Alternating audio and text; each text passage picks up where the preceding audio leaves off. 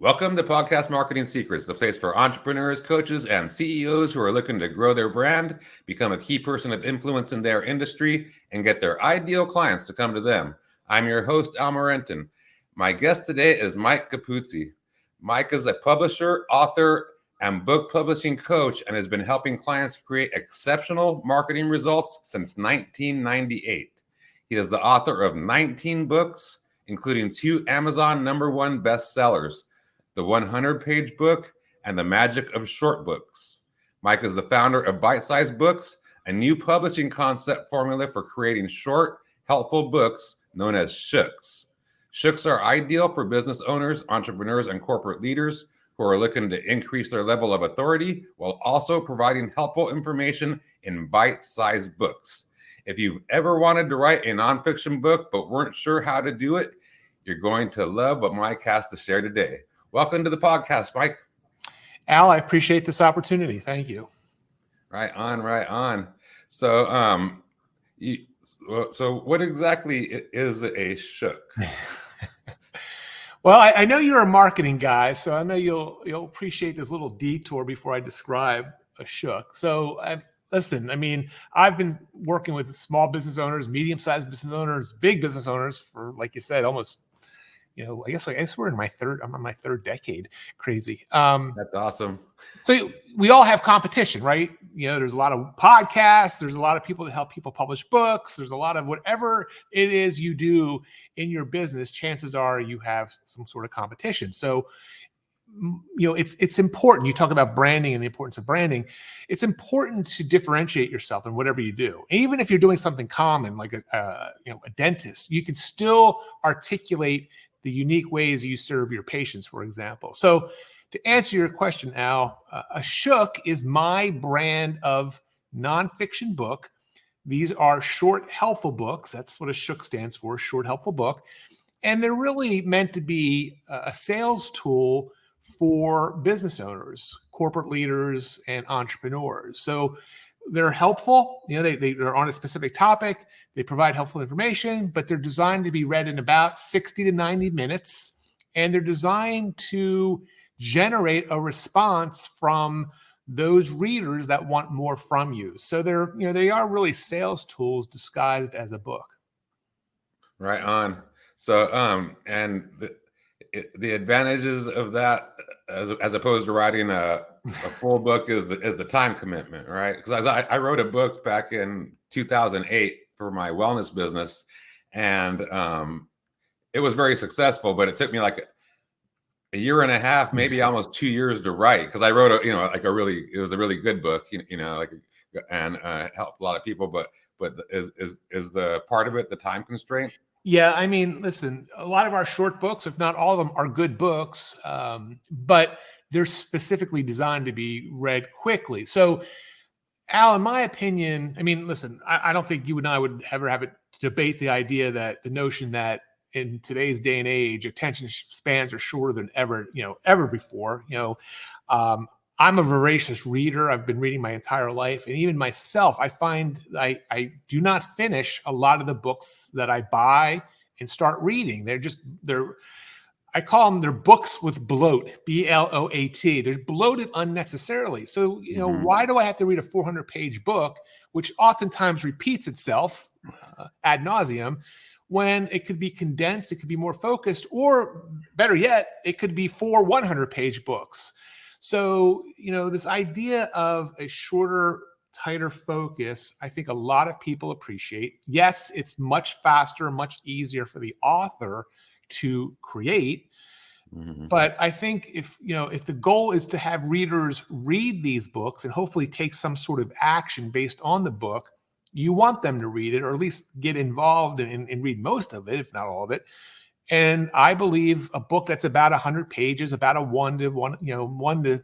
60 to 90 minute read, can serve its purpose. It's focused, it's tight. And again, I always say it's better to have 3 100-page books than 1 300-page book for business owners. Obviously, the book that you wrote, there's a time and importance of a more traditional book. But I think for a lot of folks, especially if it's your first time writing a book, shorter is better. That's awesome. I could see how you've been doing like a series of 3 books and being able to do 3 launches and all of Exactly. that. 3 different messages, 3 different target markets, et cetera. Yeah, exactly. That's awesome. That sounds really interesting to me, but and then as far as having like calls to action and turning it into a sales tool, do you help people with that aspect of it? Yeah, yeah, yeah. Again, my background is direct response marketing. I know you're a student of that. And direct response marketing, just like the name implies, it's about generating a response, right? So all marketing, all advertising is designed to generate a response: call, download, visit, whatever it might be.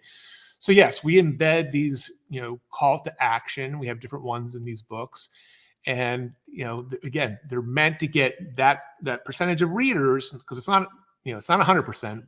We wish it was, but it's never 100%, no matter how good the book is, to then take those next steps with you, the author. And it connects your products and services through those calls to action.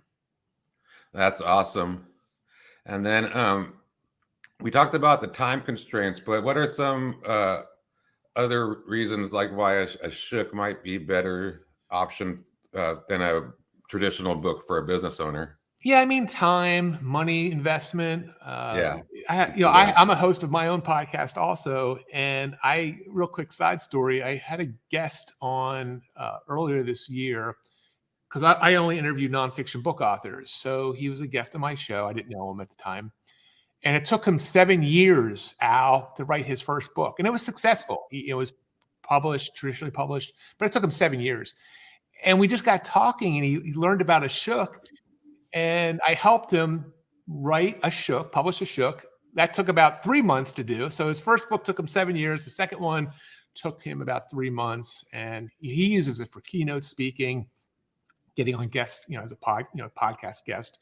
But I would say time, money, and then again, if you think about your reader, it's really about the respect of their time and energy, which I think is important. Because if a book is never read, or never even picked up because it's just too daunting, then it's pretty much a wasted effort.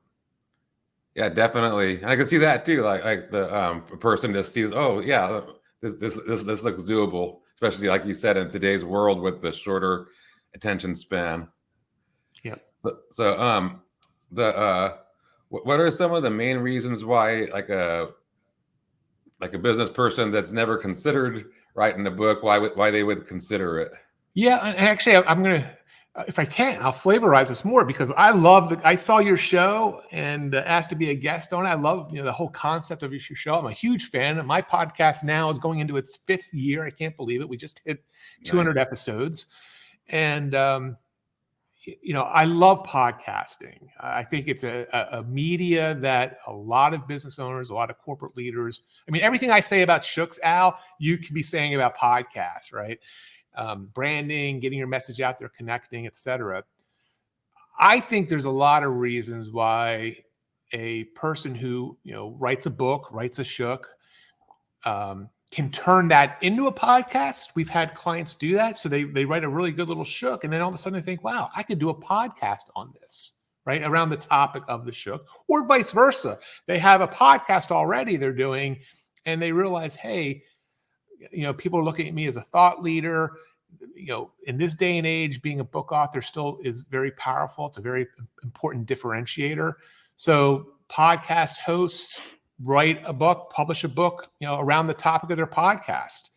And then the third thing, and then we can talk about this in the future if you want, but the third idea with, podcasts and books are, once you get, like, I have 200 plus episodes now, I have toyed with, and still I'm thinking about, how do I leverage that content and turn those interviews or parts of those interviews into a book? Because I know there's a lot of great content that has been shared over the last 4 years that could be really an essential part of a good little book. Yeah, that's awesome. Yeah, and I can see how you could tie from one to the other, and just to expand your reach and expand business, everything. So how can a business owner make money with a shook? But like not somebody like you or me that that's out there doing this, but like you say, like your dentist or your chiropractor or whatever. Well, the fundamental shift, Al, is not worrying about selling your book. I wrote a book. I published a book this a couple years ago, but I made it publicly available this year, called "The Magic of Free Books." Free, right? So the idea is, don't worry about selling your book. Give it away to as many ideal people, because the book can turn into business if it's constructed correctly. So it's all about the back end, if you will. So even if your book's for sale on Amazon, I mean, I have a lot of books on Amazon. The $1 or $2 I might make, that's inconsequential, and it shouldn't even cloud my thoughts and my focus. For many, if not most, nonfiction book authors, the money is made by the back end, whether it's a podcast, getting listeners on a podcast, maybe you have an advertising channel there, whether it's tying, like you said, the dentist to a practice and his or her, services or products. So it's always about the money is on the back end of the book, not on the $2 or $3 you might make on the front end. That's awesome. Yeah. And also, like you said, it elevates like your status or authority kind of a thing out of all the other people in your community kind of thing. That's awesome. So, so I sort of saw something about your Shook special sauce. What can you explain what that is? Yeah. So again, it kind of goes back to that, even the fact that I just came up with this word that most people like, some people don't. Shook, right? That's again our brand of short, helpful book. And I always say it's like McDonald's and Burger King. They both sell hamburgers. One's got the Big Mac, one's got the Whopper. So, it's important to differentiate. So to go a step further, and Al, again, I know because of your marketing background, you can appreciate this notion of how do you design what you do and make it appear new and different from everything else that people are listening to or hearing out there is key. It's your special sauce. And I don't care how common of what it is you do. I work very closely with a bunch of mattress retailers, men and women who sell mattresses.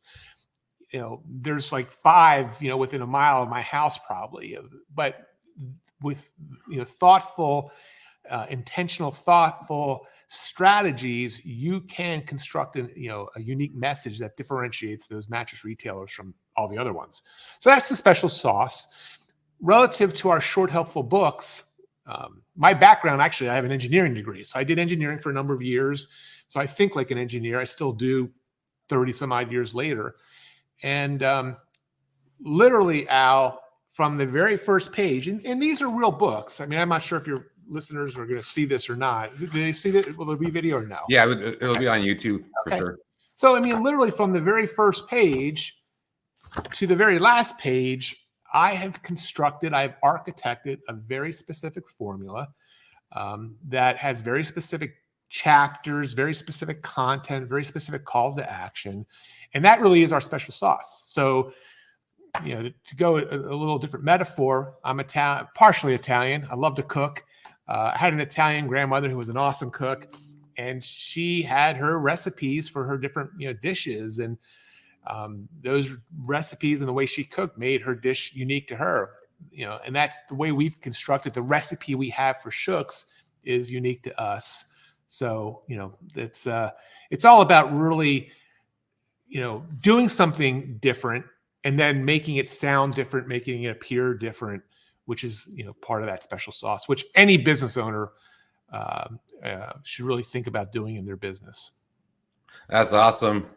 And then as far as you're concerned, I think some of the special sauce, if the book's coming from you, would be you and your company, because you've been in marketing for, the 3+ decades, and you're really good at it. You've proven that over the years, so that's awesome.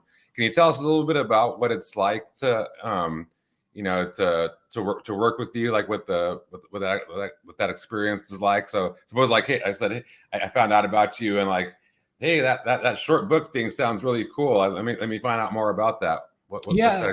Well, thank you for that question. Part of the special sauce is every one of our clients, Al, works directly with me. So I've constructed this business. I'm okay with that. I know people are like, oh, it's not scalable, et cetera, et cetera. But, we're a small business, a boutique publisher. I'm okay with that style. As a matter of fact, I just literally 2 hours ago had a first meeting with a client. So it was our first call. And all our clients, again, they get a series of meetings with me.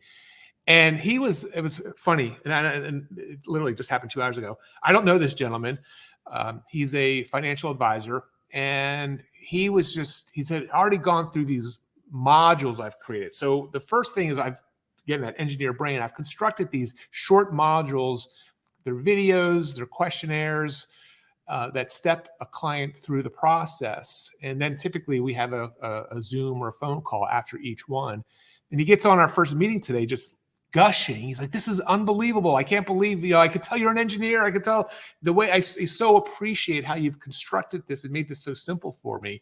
And what he really liked, Al, this gentleman wants to get his shook done quickly. So we're accelerating the process a bit. So we're giving him multiple modules at one time. He really, really appreciated this special sauce module where he's like, Mike, I have been looking for this for years, for someone to help me articulate what I do, because what I do is unique and different. I just haven't been able to articulate it. And then I'll share this and I'll shut up about it. But he made the comment. He's like, you know what? If you could just help me come up with my special sauce, what I'm paying you, I don't even care if the book gets done. That alone will be valuable. And he's a smart guy because he realizes if you can create this unique value proposition of what you do, that is something that permeates your podcast, your books, all of your marketing. And he realizes that, again, he's a financial guy. It really becomes an asset for his business. That's awesome. That's beautiful. Yeah.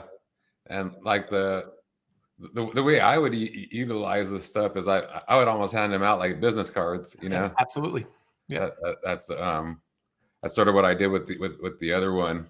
But yeah, it's really awesome. What kind of clients do you find yourself working with most, or who do you feel can benefit the most, or can any business benefit? Yeah, I mean, listen, I truly believe any business can benefit. Having said that, I have yet to work with like a pizza shop owner, though I'd like to. So if anyone's listening that owns a pizza shop, and then they could do a podcast on pizza shops. But then, there's a whole thing you could do with the recipes and why whatever. So I digress. But I would say about 2/3 of our clients, Al, are what we call Main Street, Main Street authors. They're Main Street, the local chiropractor, insurance agency, financial advisor, a lot of lawyers, elder law, DUI, all kinds of lawyers we worked with. So 2/3 of our clients are those types of business owners. And then about 1/3 of our clients are more what I call worldwide entrepreneurs. They have more of a worldwide audience. I have a worldwide audience, or they're a corporate leader. They're the CEO of a company and they're looking for, a book to help them get more keynotes or, hand out at a keynote or something like that. So it's a wide range, but the bottom line is they all want to write a nonfiction book and they want that nonfiction book to generate business. That's awesome. And then, how long does the process usually take when someone starts, working with you? So our world record has yet to be beat. I doubt it will be. Is 23 days. So one of our multi-shook clients, she's an attorney. She was literally doing a keynote, and she, about 2 months out, and she wanted to be able to give a book out at that event. And she's up on stage, so it's a great platform.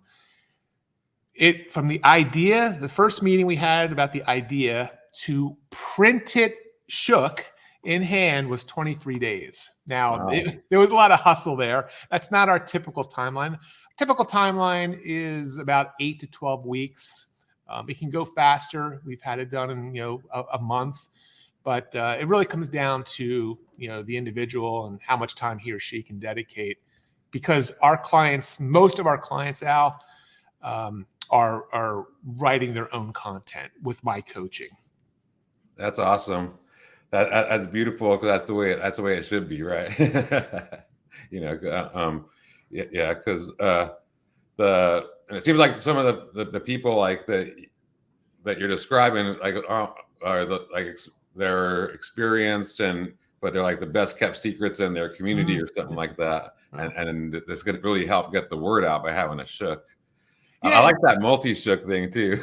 Yeah, listen, I usually show it. I've got, example, the woman I just mentioned, she's got 4 shooks that she's written on the topic of dementia and Alzheimer's. So, it's better. It's like one's for caregivers. So rather, and one's for the patient. So rather than having that like a book just on Alzheimer's disease, she split it out, and there's a short book for the caregiver and then a short book for the person suffering from the disease. So yeah, there's some thoughtful intention. And by the way, I'll just say, Al, everything that I'm talking about here relative to these short books, again, I know your listeners are listening for podcasts, focused content, but it all translates very well to podcasting, right? Everything we talked about, having a unique podcast show, having a unique angle. So all this is very translatable.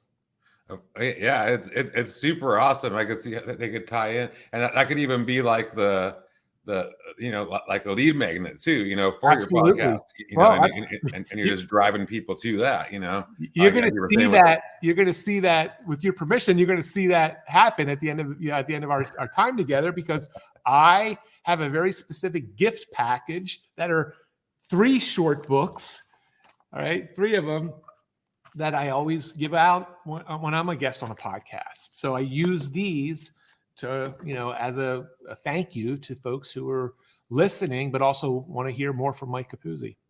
That's awesome. That's beautiful. And I love that. So like with that being said, that you offer that, do you offer like coaching in that respect as well, like as far as like helping people to get a landing page up that that would have the free book or some kind of offer? Yeah. And again, if anyone's thinking about either doing a first book or maybe finishing a book they have started and never finished, or maybe they want to do a second or a new book, I always say this, Al. I say it again ad nauseum on my podcast. Honestly, and I don't know what your thought is about this, but honestly, I believe the book creation / publishing part is actually the easier part. The harder, more challenging part is the consistent, persistent promotion and marketing of the book once it's done. Because far too often people will spend gobs of money, time, and energy creating a book. They're done the book. They might have a little launch or a little, something to get it out there initially, but then a month later, they sort of forgot about it and moved on. Using a book in your business as a marketing asset, a sales asset, it's a long-term game. It's measured in years. The magic of short books, which I'm going to give to your listeners, I wrote that in 2018. It's now 5-6 years later, and this book is still working for me. And that's the power of a well-written book. It's not, it shouldn't be measured in weeks or days, months. It's measured in years if you're consistently using it. So yes, we do help clients with book funnels and different ways to leverage their book. And again, one of the number one ways I encourage book authors is to do podcast guesting, to do exactly what I'm doing today, which is being a guest, using a book to get on to a show, and really describing that.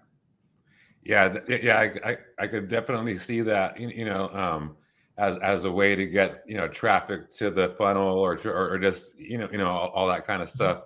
That's key, because that's one of the hardest things to do is actually get traffic to a funnel, to a landing page or whatever, and that promotion is key. It's something that I even have to like get embraced into my brain with the transfer, to full digital that we're in right now, because back when I wrote my book, I was doing public stuff, and doing appearances here and there, and just setting them up everywhere, at a bookstore, at like at a women's wellness place, Yep. midwife place, at the Chamber of Commerce. I was just everywhere, and it worked though. That promotion. I saw other people that just wrote a book and never really did anything with it, and it was like, oh, you wrote a book, but mine actually got even. I didn't even have a call to action inside of it, but people just saw me as this authority, because they would hear me speak, and then they would, and then they had that tangible thing that they took home with them, and it really grew my business, and made me stood out. I actually, like, back there, that little diamond shaped thing, that's a Small Business of the Year in North Orange County, California Chamber of Commerce, that I won, and part of the reason was because of getting the word out and doing all the public things that I did. So that's super awesome. So do you, like, with those funnels, is that where you have like a free plus shipping kind of a thing, or? You can, yeah. There's definitely different models. And by the way, really interesting thing, Al, is I wrote I've described it in a couple of my shooks. Again, I'm definitely a marketing geek, and I've studied the history of the use of books for businesses and business owners. And I have found, and I've shown in my shooks, examples of advertising from the late 1890s. That's the earliest I found, was like the late 1897, where an ad in a newspaper featured a free book as the call to action. Ironically, that particular free book offer was for a mattress company, ironically, and it lasted for like 50 years, from like 1890s to like 1930s, 1940s. The company, I still believe, is around. It's called Ostermoor, and they actually have a website dedicated to the book. The book's called The Test of Time, which is probably not the title I would choose, but it was a lead generation book that they gave away to describe the unique benefits of their mattresses. So, what we're talking about here is not like it's not like Google, or like Facebook or Instagram or TikTok, something that's only been around a couple years. We're talking literally decades and over 100 years. So yes, the free book funnel has been around for a long time. Free plus shipping. You can do a digital book, the digital download. You can charge for the book. But yes, they're the ones, if you're on Facebook, oftentimes you'll see folks promoting a free book offer.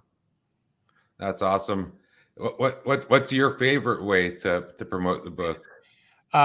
Again, I wrote this book called The Magic of Free Books. There's like 60 ways. So all 60 ways. Okay. It's a loaded question, because, it really depends on if you're like, I'm you and I are probably somewhat similar in age. So like, I'm not super big on social media.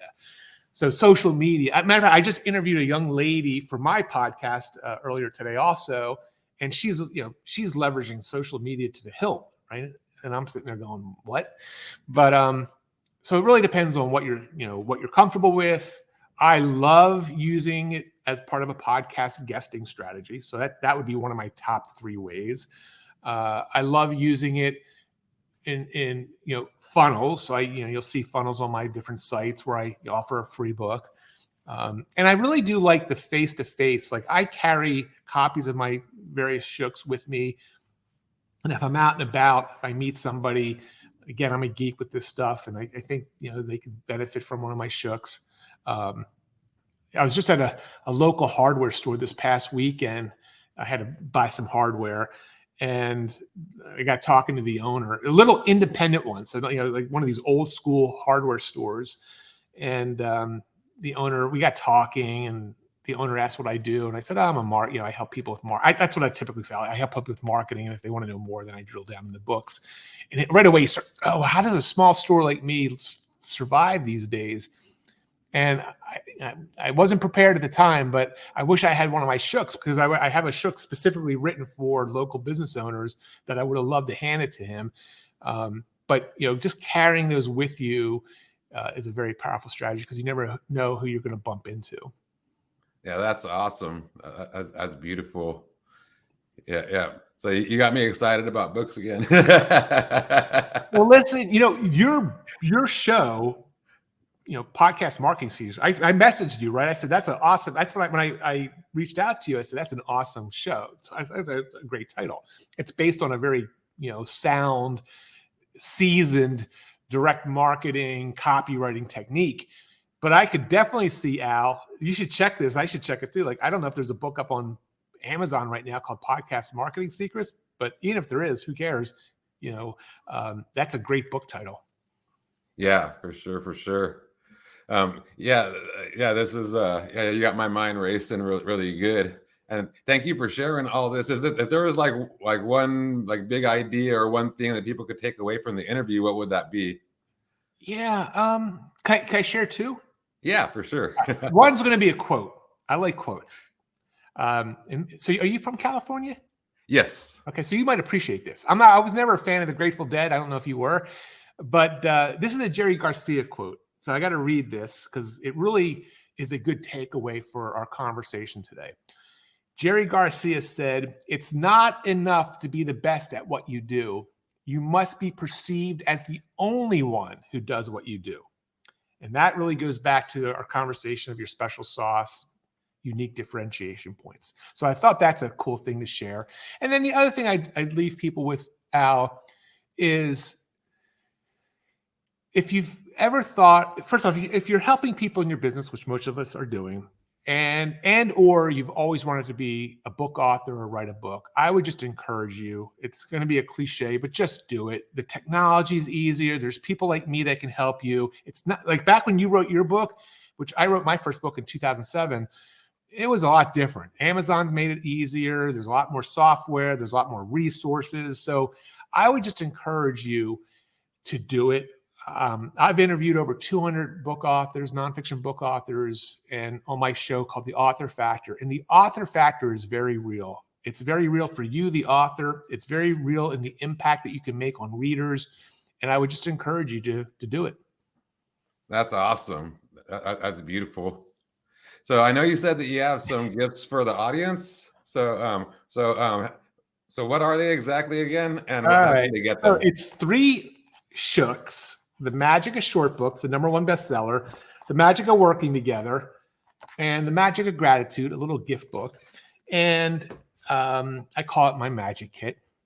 So they're digital books that you can read online for free. So if you go to MikeCapuzzi.com, and I know you'll have this in the show notes, MikeCapuzzi.com/magic. Just let me know you heard me on Al's show, and I will send you an email with the links to read those right on the full versions right online. You can read them on your phone, on your iPad, whatever it is. And they're the full books, and they share my exact formula for doing these short, helpful books. That's awesome. Yeah, and we'll be sure to include all those links and everything in the show notes, like you said, for. And it's on YouTube and all the different RSS feeds and all that kind of stuff. So that's awesome. So that concludes this episode with our guest Mike Capuzzi. This is Al Morentum with Podcast Marketing Secrets. I hope you have an amazing day.